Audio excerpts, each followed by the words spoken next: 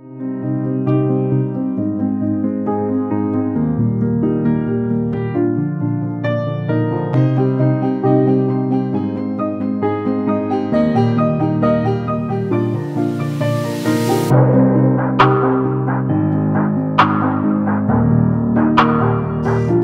আর দেরি না করে কাজটা করে আসি।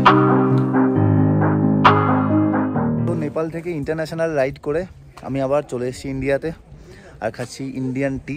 তো এখন আমরা যাব সীমানা ভিউ পয়েন্টের দিকে। তারপর আজকে খুব একটা বেশি আর ঘুরবো না, সোজা হোটেলে চলে যাব। কালকের দিনটা এখন আমাদের হাতে আছে, কালকে আরও বাকি সাইট সিনগুলো করবো। আজকে সকালবেলা কাঞ্চনজঙ্ঘা দেখে নেপালে বাইক চালিয়ে, এই রাস্তায় বাইক চালিয়ে মন ভরে গেছে, তাই আর আজকে আর মনে হয় কিছু না দেখলেও চলবে। তো চলো তবুও যেতে যেতে তোমাদের ভিউগুলো দেবো।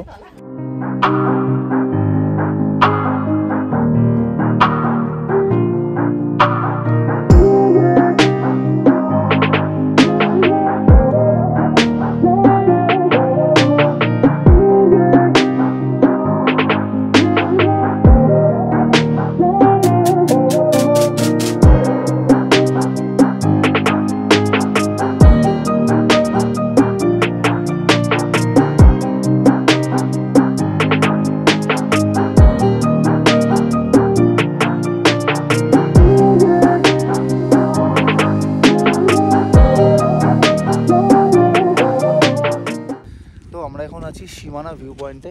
এই জায়গাটা কিন্তু নৈসর্গিক সৌন্দর্যের জায়গা। দেখতে পাচ্ছ এখানে পুরো কুয়াশা পাহাড়ের নিচে দিয়ে যাচ্ছে, আমি দেখাচ্ছি একটু পরে। জায়গাটা কিন্তু মানে খুবই সুন্দর ভিউ আছে এই জায়গাটায়।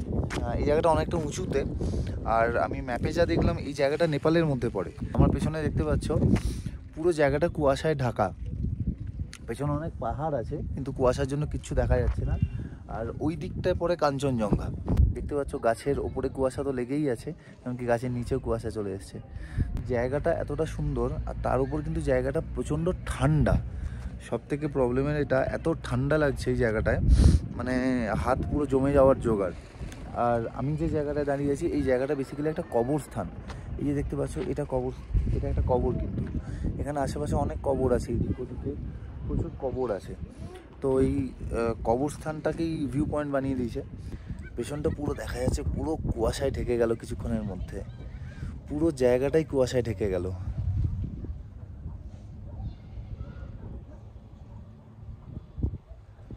আসলে এই জিনিসগুলো উপলব্ধি করার জন্যই এত দূরে আসা, পাহাড়ে আসা, বাইক চালিয়ে আসা। আর হাওয়াটা এখন এই দিকেই দিচ্ছে বলে না, কুয়াশাটা এই দিকেই আসছে। কুয়াশা নয় বেসিক্যালি, এটা মেঘ।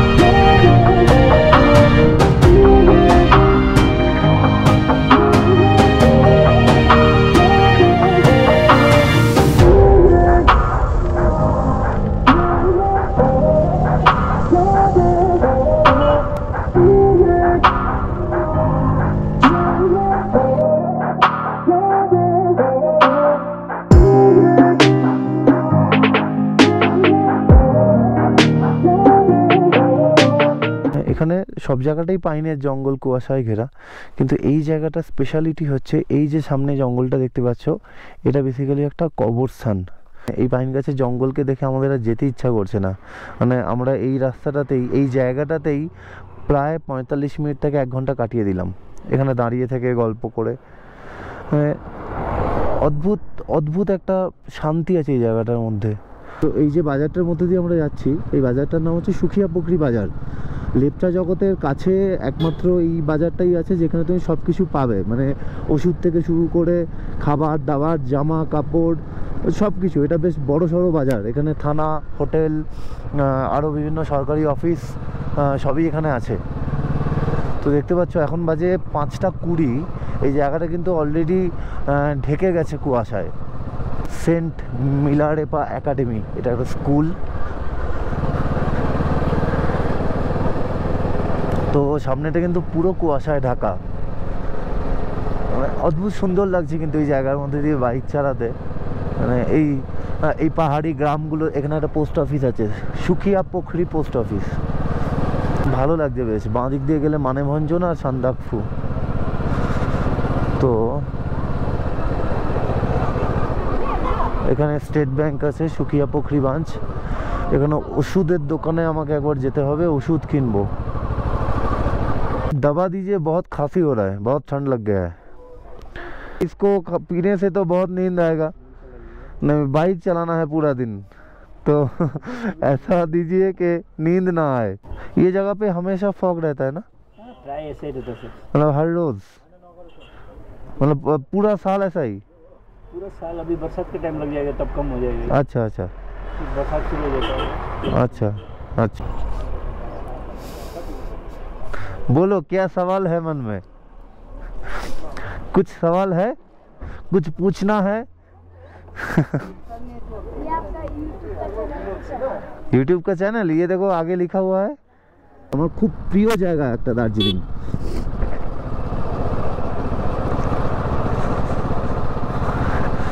এই কুয়াশার মধ্যে দিয়ে যাওয়া, আহা হা হা। এই কুয়াশার মধ্যে দিয়ে শাগনিক যাচ্ছে আগে। প্রচুর পরিমাণে ফগ কিন্তু বেড়ে গেছে, এতটা ছিল না। মানে এখানে যত সন্ধে হবে তত ফগ বাড়তে থাকবে। আমি যে জিনিসটা ফিল করছি এখন, এই কুয়াশার মধ্যে দিয়ে, এই পাইন গাছের জঙ্গলের মধ্যে দিয়ে বাইক চালানো, এই ভিজে রাস্তায় বাইক চালানো, এর একটা আলাদাই অনুভূতি আছে। এই যে রাস্তাটা ভিজেছে না, এটা কিন্তু এই মেঘের ভেজা।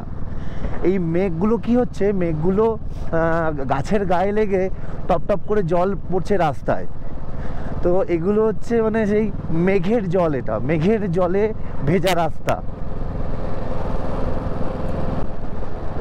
ও কি লাগছে।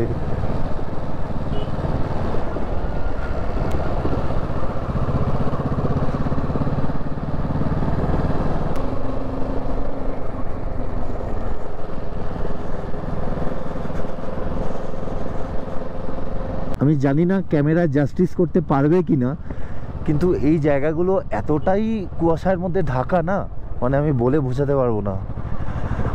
আমরা চোখ দিয়ে যা দেখি, ক্যামেরায় তো সেটা ক্যাপচার করতে পারে না, তো ক্যামেরা সবসময় জাস্টিফাই করতে পারে না।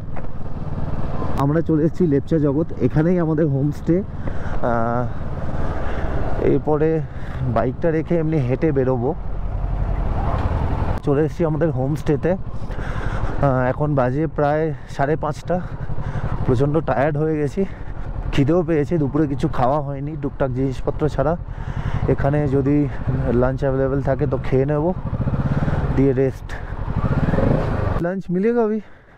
हाँ, भूख लग गया है बहुत। गेम खेल रहे हो क्या?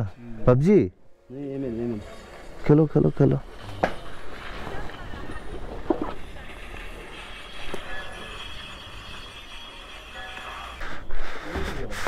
তো চলো, এই হচ্ছে আমাদের হোমস্টের সিঁড়ি।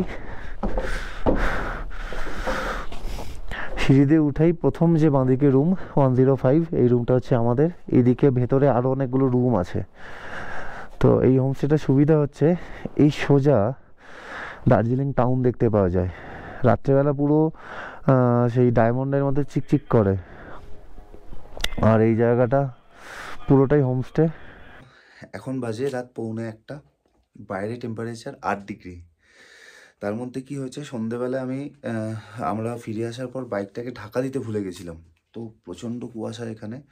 তো রাত্রেবেলা তো বাইকটাকে ঢাকা না দিয়ে থাকবো না, শান্তি হবে না আমার। তাতে করে কি হচ্ছে, এখন ভয়ে নামতে ইচ্ছা করছে না, যে বাইরে এত ঠান্ডা আর কুয়াশায় গোটা জায়গাটা ভরে গেছে। কিন্তু বাইকটা তো ঢাকা দেবই। তো দেবো কি দেবো না, কখন যাব না, এটা ভাবতে ভাবতেই আমাদের প্রায় 1 ঘন্টা কেটে গেল। তো আলটিমেটলি এখন খুব মনে সাহস নিয়েছি যে হোমস্টে থেকে নিচে সিঁড়ি দিয়ে নেমে ঢাকা দিতে যাবো বাইকটা। তো চলো আর দেরি না করে কাজটা করে আসি। বাইরে যা প্রচণ্ড ঠান্ডা, আর আমার যা ঠান্ডা লেগেছে, তাতে এই অবস্থায় যাওয়া ছাড়া কোনো উপায় নেই। বিচ্ছিরি ঠান্ডা বাইরে, বিচ্ছিরি। তো চলো আর দেরি করছি না, ঢেকে দিয়ে আসি।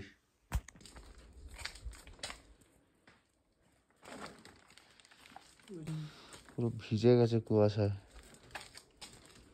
এই হচ্ছে আমার বাইকের অবস্থা, ওই হচ্ছে শাগনিকের বাইকের অবস্থা, পুরো ভিজে একাকার।